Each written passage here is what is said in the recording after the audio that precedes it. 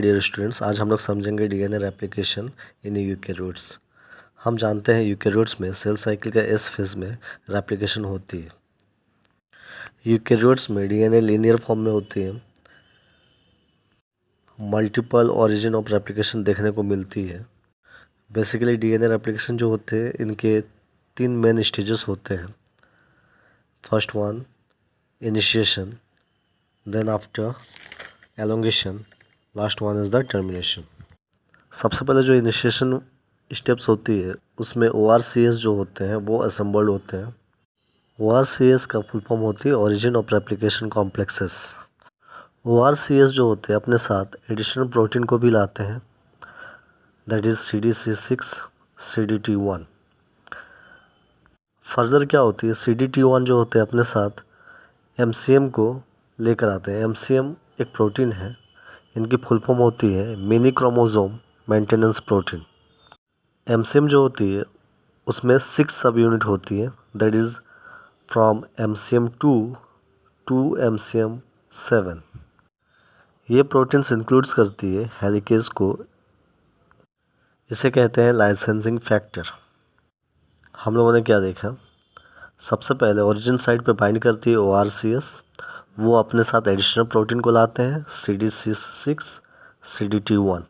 Further CDT1 जो होते हैं वो एक MCM प्रोटीन को लेकर आते हैं। ये जो प्रोटीन होती है ये इंक्लूड्स करते हैं हेलिकेज को। अब ये सब जो होते हैं मिल के एक कॉम्प्लेक्स को तैयार करते हैं जिसको हम कहते हैं इनिशिएशन कॉम्प्लेक्स। MCM जो होती है वो हाइड्रोजन बॉन्ड को ब्रेक करती है। जैसे जैसे MCM हाइड्रोजन बॉन्ड को तोड़ते हुए जाते हैं वैसे वैसे दोनों स्ट्रैंड क्या होते हैं, वो खुलते हुए जाते हैं, वो दोनों सेपरेट होते हैं। फर्दर ये 2 स्ट्रैंड आपस में फिर से जुड़ ना जाए, अब और एक प्रोटीन आते हैं जिसको हम कहते हैं RPA। RPA का फुल फॉर्म होती है रेप्लिकेशन प्रोटीन A। ये जो RPA होती है ये 2 स्ट्रैंड को आपस में मिलने नहीं देते हैं, तो ये अलग करके रखते हैं। अब DNA पॉलीमरेज अल्फ़ा आएंगे जिसके पास प्राइमेज एक्टिविटी होती है जो RNA प्राइमर को बनाते हैं। अब RNA प्राइमर भी आ गए यहाँ पे। अब RFC आते हैं जो DNA पॉलीमरेज अल्फ़ा को डिस्प्लेस कर देते हैं। RFC का फुल फॉर्म होती है रेप्लिकेशन फैक्टर C। अब RFC अपने और स्लाइडिंग क्लैम्प प्रोटीन को खींचते हैं जिसे हम कहते हैं PCNA, that is proliferating cell nuclear antigen. PCN जो होती है ये 2 और पेरेंट एंजाइम को बनाते हैं जिसको हम कहते हैं लीडिंग एंड लैगिंग स्ट्रैंड को बना सकते हैं ये आगे जाके। PCN की जो फंक्शन होती है अपने और 2 मेन एंजाइम को बनाते हैं जिसको हम कहते हैं DNA पॉलीमरेज डेल्टा और DNA पॉलीमरेज एप्सिलॉन।